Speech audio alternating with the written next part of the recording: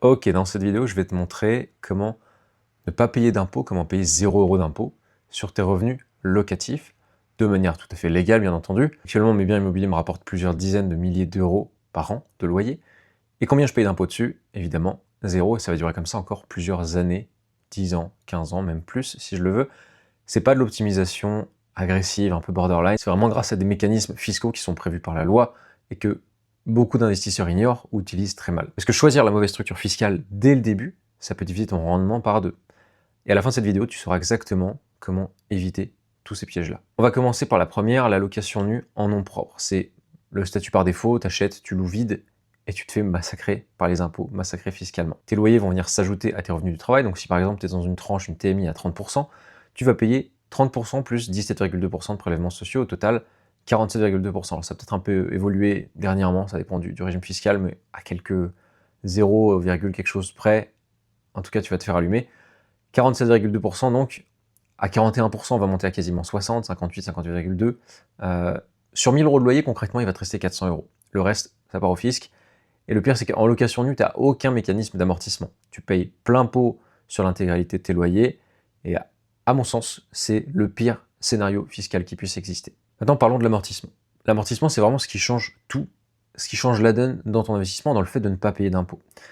L'État va considérer que ton bien va perdre de la valeur avec le temps. Même s'il n'en perd pas réellement, mais on va partir du principe qu'il se dégrade dans le temps. Et ce principe-là va te permettre de déduire cette dépréciation de tes revenus locatifs. Donc chaque année, tu vas déduire comptablement une partie de la valeur de ton bien, de tes meubles, des travaux que tu as effectués, etc., selon la nature de tes travaux.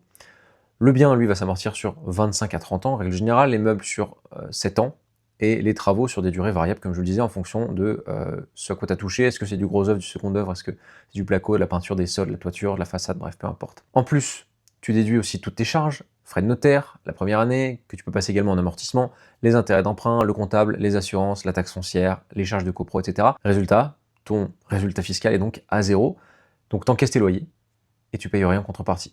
Un exemple concret, tu achètes à 150 000 €, tu fais 30 000 € de travaux, tu vas meubler pour 5 000, tu vas louer 800 € par mois, donc environ 10 000 € à l'année. Avec l'amortissement et les charges déductibles, ton résultat fiscal est nul. Pendant combien de temps? 7 à 15 ans en moyenne, selon ton opération bien sûr. Donc c'est 10 000 € dans ta poche. Alors dans ta poche, bien sûr, tu as le crédit, tu as les charges, mais en tout cas, tu as 0 € d'impôt qui sort de ta poche. Si jamais tu veux comprendre comment structurer ton investissement pour pas donner la moitié de tes loyers au fisc, j'ai créé une formation de plus d'1 h 30 qui t'explique tout. Le lien est en description. Sur ce, on continue. Alors il y a deux véhicules fiscaux pour payer 0 € d'impôt. Les deux principaux, on va les voir. Premier véhicule, c'est le LMNP, loueur meublé non professionnel au régime réel. Donc tu vas acheter en nom propre, tu vas louer en meublé, et tu vas opter pour le régime réel. Attention, pas le micro. Le micro, c'est juste un abattement forfaitaire, et dans 95-99% des cas, ça sera pas intéressant. Le réel, c'est là que tu vas pouvoir amortir. Et c'est simple, tu n'as pas de société à créer, tu as un comptable spécialisé en LMNP qui va te coûter entre 2 à 500, 700 € par an. C'est idéal pour débuter. Bien sûr, ça dépend encore une fois de ton projet, ta structuration, j'en parle suffisamment dans d'autres vidéos. Les limites, c'est que tu es plafonné à 23 000 € de revenus locatifs par an, et si jamais tes loyers dépassent également tes revenus du travail, au-delà, tu vas passer LMP, loueur meublé professionnel, et là, la fiscalité va changer complètement, et tu vas te faire aussi allumer. Deuxième véhicule fiscal, c'est la SCI à l'IS, à l'impôt sur les sociétés. C'est la société qui va acheter, c'est pas toi, même si tu signes ta promesse de vente en nom propre, généralement tu vas mettre ce qu'on appelle une clause de substitution qui dit que la société peut se substituer à toi, à ta personne en nom propre pour pouvoir acheter. Et ça va être le même principe d'amortissement, tu vas pouvoir déduire tes charges, tes travaux, etc. sur des durées variables. L'imposition en SCI à l'IS, c'est 15% jusqu'à 42 500 € et 25% au-delà, mais c'est 15% sur le bénéfice encore une fois. Donc c'est les loyers, moins le crédit, moins les charges, moins l'amortissement. Donc en réalité, ton bénéfice est souvent nul les premières années. Bien sûr, c'est un peu plus complexe, tu as des assemblées générales à faire, tu as des comptes à déposer, tu as une comptabilité, mais c'est aussi ce qui te permet de scaler et de dupliquer des investissements et de passer de 1 à 10 biens sans te faire bloquer par ton endettement et sans avoir à subir les contraintes du HCSF. Donc si tu veux construire du patrimoine, sans payer d'impôt, la SCI à l'IS devient obligatoire à un moment donné. Maintenant, ce qu'on oublie de dire, et c'est assez récent pour le coup, c'est la réintégration des amortissements à la revente. Je m'explique. En loueur meublé non professionnel, quand tu revends, tu reprends tous les amortissements que tu as déduits pour les réintégrer dans le calcul de la plus-value.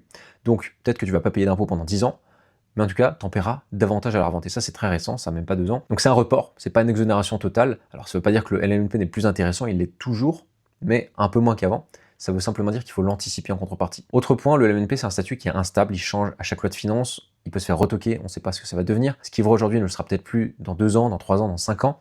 Au contraire, la SCI à l'IS, elle n'a pas bougé depuis très longtemps, c'est beaucoup plus prévisible et c'est beaucoup plus stable pour construire un patrimoine sur le long terme. Donc si c'est ton objectif grâce à l'immobilier, c'est ce que je recommande en tout premier lieu.